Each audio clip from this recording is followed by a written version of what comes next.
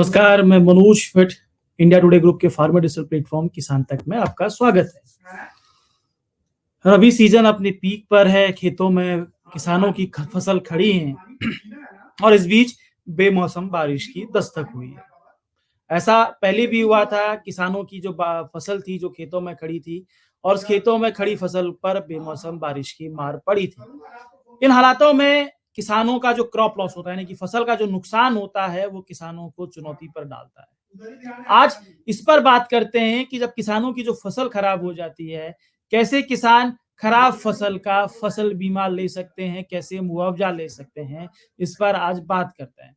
प्रधानमंत्री फसल बीमा योजना शुरू की गई थी 2016 में। 2016 के बाद से प्रधानमंत्री फसल बीमा योजना किसान करा रहे हैं। देश के कई राज्यों में फसल बीमा योजना है, लागू है। ऐसे में ये समझा जा सकता है कि ये फसल बीमा जो योजना है, ये क्रॉप लॉस यानी कि जो फसल का नुकसान होता है, उस पर मरहम लगाने वाली एक योजना है। मैं इस योजना के बारे में विस्तार से बताऊंगा कि कैसे योजना काम करती है और कैसे योजना के तहत फसल खराब होने पर किसान जो है वो मुआवजा ले सकते हैं, यानी कि जो क्लेम कर सकते हैं मुआवजे का, उसके लिए क्या-क्या काम करने होंगे, इस पर आज बात करेंगे। क्योंकि फसल खराब किसानों की कई राज्यों में हुई है, जो पिछले दिनों बेमौसम बारिश हुई थी। सबसे पहले बात करते हैं कि फसल बीमा योजना क्या है। मैं इस पर आपको विस्तार से बताऊंगा कि फसल बीमा योजना क्या है। सबसे पहले बात करेंगे फसल बीमा किसानों को अनिश्चितताओं के कारण होने वाले वित्तीय नुकसान से बचाने का एक प्रमुख योजना बनकर उभरी है, जिसके तहत जो है अगर किसानों की फसलों का नुकसान होता है किसी भी ऐसी ऐसी जो आपदाओं के कारण, प्राकृतिक आपदाओं के कारण या जानवरों के से पहुंचाए जाने नुकसान के कारण, तो उन स्थिति में उसको उस पर वो मुआवजे का व्यवस्था करती है। 2016 में ये योजना शुरू की गई थी, प्रधानमंत्री फसल बीमा योजना। इसका उद्देश्य यह है कि अप्रत्याशित घटना से उत्पन्न फसल जो नुकसान होता है किसानों को, उसमें वित्तीय सहायता प्राप्त करना, खेती में निरंतरता सुनिश्चित करना किसानों की, जिससे उनकी आय जो इनकम है वो स्टेबल रह सके, स्थिर रह सके। अगर बात करते हैं कि इसमें कितना क्लेम आता है, इसके अंदर कई राज्यों में अलग-अलग फसलें नॉमिनेट होती हैं। हर राज्य सरकार अ, फसल बीमा के लिए हर साल फसलों को नोटिफाइड करती है। वो हर राज्यों का अलग-अलग हो सकता है, लेकिन अगर बात करते हैं कितना प्रीमियम चुकाना किसानों को चुकाना पड़ता है, उस पर हम लोग बात कर सकते हैं।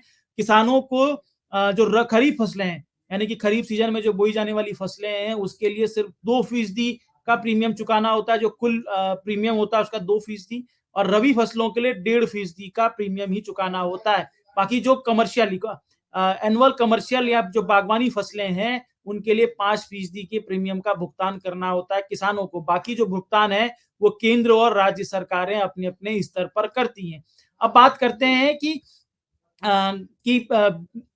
कैसे कौन-कौन किसान जो हैं वो इसका भुगतान कर सकते हैं। अगर हम लोग बात करते हैं कि हर एक किसान के लिए अनिवार्य है, तो उसके लिए नियम यही है कि जिन किसानों ने अपना फसल ऋण लिया हुआ है, उन किसानों के लिए फसल बीमा योजना मैंडेटरी यानी कि अनिवार्य हो जाती है। उनका जो अपने आप ऑटो जो है वो इंश्योर किया जाता है। लेकिन जिन किसानों ने क्रॉप ऋण नहीं लिया हुआ है, उनके लिए ये स्वैच्छिक है, यानी कि वो चाहें तो इस योजना को ले सकते हैं या तो इन योजना को नहीं ले सकते हैं। अब बात आती है, मैंने आपको बताया कि बीमा प्रीमियम का भुगतान कौन करता है। 2% रबी फसलों में किसानों को करना होता है, 5% सॉरी 1.5% रबी फसलों के लिए करना होता है, 2% खरीफ फसलों के लिए करना होता है। बाकी जो है वो केंद्र और राज्य करते हैं मिलकर।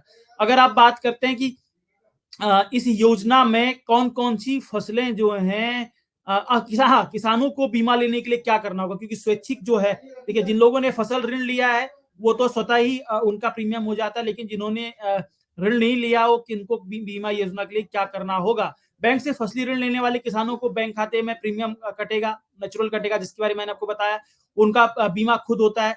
वहीं जिन किसानों ने बैंक से ऋण नहीं लिया है, क्रॉप लोन नहीं लिया है, उनको प्रदान करने के लिए बीमा कंपनी सीएससी या बैंक में आवेदन करना होता है। अब बात आती है जिन किसानों की फसलों का नुकसान हुआ है, उस पर भी हम आएंगे, लेकिन उससे पहले एक बार मैं आपको बताना चाहूंगा कि कितनी तरह के कंडीशंस पे प्रधानमंत्री फसल बीमा होता है। अगर हम लोग बात करते हैं कि एक स्टार्टिंग में ही मैंने आपको बताया कि हर स्टेट में अलग-अलग तरह की फसलें नोटिफाइड होती हैं बीमा के। अब बात करते हैं कि कौन-कौन सी फसलों का बीमा होने पर किस-किस लेवल पर अगर नुकसान होता है, प्राकृतिक आपदाएँ आती हैं, किस तरह का नुकसान होता है, तो उनको जो है वो बीमा प्रीमियम यानी बीमा के तहत मुआवजे के अधिकारी होते हैं किसान। सबसे पहले बात करते हैं बुआई के समय।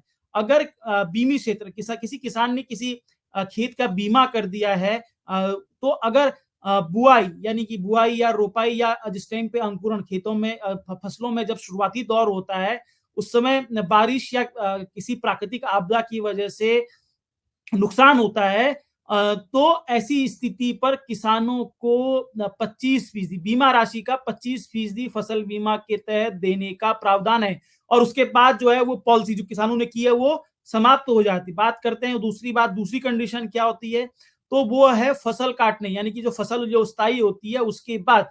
तो ऐसी स्थिति में अगर किसानों की जो फसल खेत पर खड़ी है, उसमें अगर सूखा है, बारिश है, बाढ़ है या कीटों का हमला हुआ है, रोग लग गए हैं, भूस्खलन है, प्राकृतिक कारण है, आग, बिजली, तूफान या चक्रवात, इन स्थितियों में अगर किसानों की जो फसल है, जो फसल काटने के लिए रखी गई है, उस समय अगर किसानों को इन कंडीशनों में किसानों की फसल खराब होती है, तो वो बीमा के लिए एलिजिबल है, मतलब मुआवजे के लिए एलिजिबल होती है, किसान उस टाइम पर भी मुआवजा ले सकते हैं। अब तीसरी बहुत महत्वपूर्ण बात ये है, अब क्योंकि ये उन किसानों के लिए बहुत महत्वपूर्ण है, अभी हम देख रहे हैं कि जो खड़ी फसल है उसमें किसानों का नुकसान हुआ है, लेकिन अब जो आगामी है पोस्ट हार्वेस्ट नुकसान जिसे कहते हैं उसकी भी भरपाई बीमा के तहत होती है। यानी कि पोस्ट भरपाई का मतलब ये है कि फसल कटाई के बाद भी किसानों की फसल जो है, जिन किसानों ने फसल बीमा कराया है वो इंश्योर्ड होती है, यानी कि मुआवजे के लिए पात्र होती है।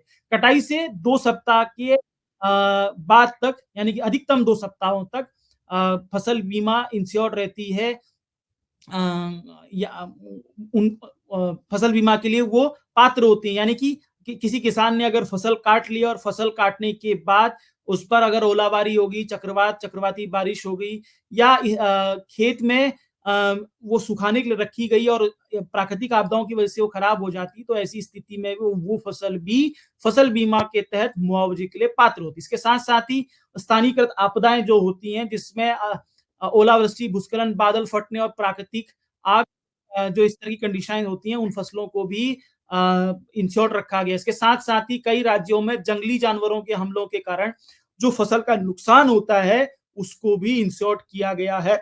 ऐसे में ये समझा जा सकता है कि ये एक पूरी व्यवस्था है, मैंने आपको ये बताई। अब जिन किसानों का जो नुकसान हुआ है, वो कैसे इन फसलों को आज क्योंकि पिछले दिनों जो बारिश हुई थी, उसमें काफ़ी किसानों का जो नुकसान हुआ था।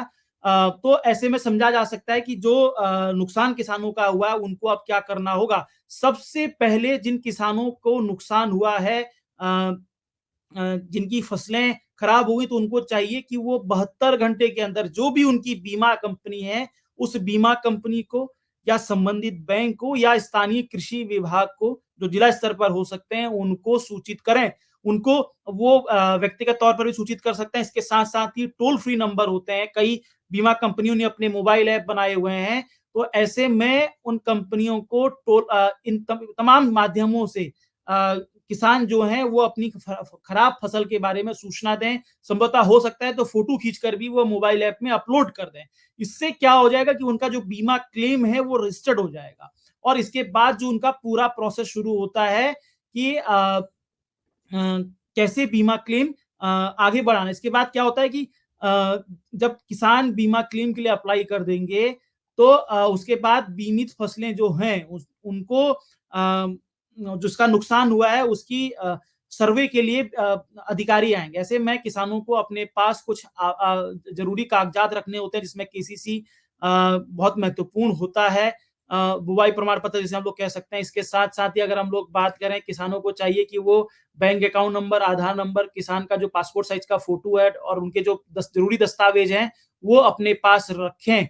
ऐसी स्थिति में क्योंकि जब वो क्लेम करने के लिए जाएँगे, साथ-साथ ही जो बुआई का डिक्लेरेशन होता है, जिसे मैंने कहा कि मैंने आपको पहले भी बताया बुआई की डिक्लेरेशन से मतलब यहाँ पर पे किसान सॉरी बुआई के डिक्लेरेशन से मतलब ये है कि जो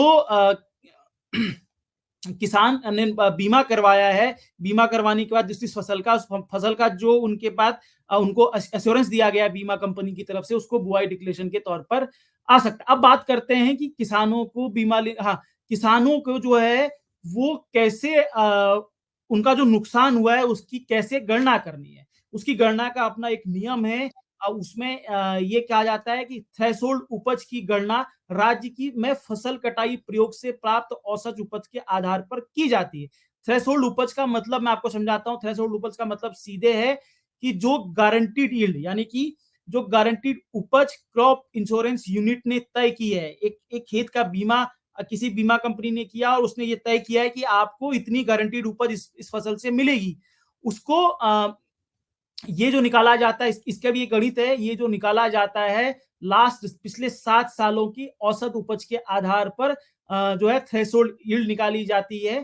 तो ये इस तरीके से निकाली जाती है। और जब किसी किसान की फसल का अगर नुकसान हो जाता है तो इन हालातों में वो थ्रेशोल्ड उपज यानी कि जो बीमा कंपनी ने गारंटीड उपज तय की गई है उसकी गणना जो है राज्य में जो फसल कटाई प्रयोगों से यानी कि जो राज्य की जो औसत उपज का जो आधार है उसके आधार पर की जाती है। ऐसे में इसके इसके आधार पर क्षतिपूर्ति की व्यवस्था की जाती है। बात आपको बताया कि क्लेम की गणना कैसे की जाती है। सॉरी, हाँ, क्लेम की गणना आपको बताया कि थ्रेशोल्ड उपज में जो औसत उपज को घटाएंगे। इसके बाद जो थ्रेशोल्ड उपज है जो मैंने बताया कि बीमा कंपनी जो एश्योरेंस आपकी गारंटीड फसल की बात बताई है उसको से हम औसत उपज को घटाएंगे। फिर दोबारा से जो थ्रेशोल्ड उपज से भाग करेंगे। ऐसे में उसके बाद बीमा राशि से उसका गुणा करेंगे। इसकी सहायता से क्लेम की गणना किसान खुद से कर सकते हैं। कई बार ऐसी व्यवस्थाएं होती हैं कि किसान का फसल का नुकसान ज्यादा होता है लेकिन जो बीमा करने की जो सर्वे कंपनी आती है वो सर्वे में किसानों का नुकसान कम बता देती है। ऐसे में किसानों को नुकसान होता है, बाद में किसान शिकायत करते हैं। इसके लिए बाद में एक बार फिर से मैं आपको बता देता हूं कि किसान कैसी क्लेम की गणना कर सकते हैं। थ्रेशोल्ड उपज आपको मैंने बताया कि बीमा कंपनी ने जब आपका बीमा किया होगा तो गारंटेड उपज की व्यवस्था बताई होगी कि कितना उपज हम देंगे। तो दूसरे में अगर आपको फसल का नुकसान हो गया तो आपको क्या करना है कि अपनी थ्रेशोल्ड उपज में से औसत उपज को घटा देना है।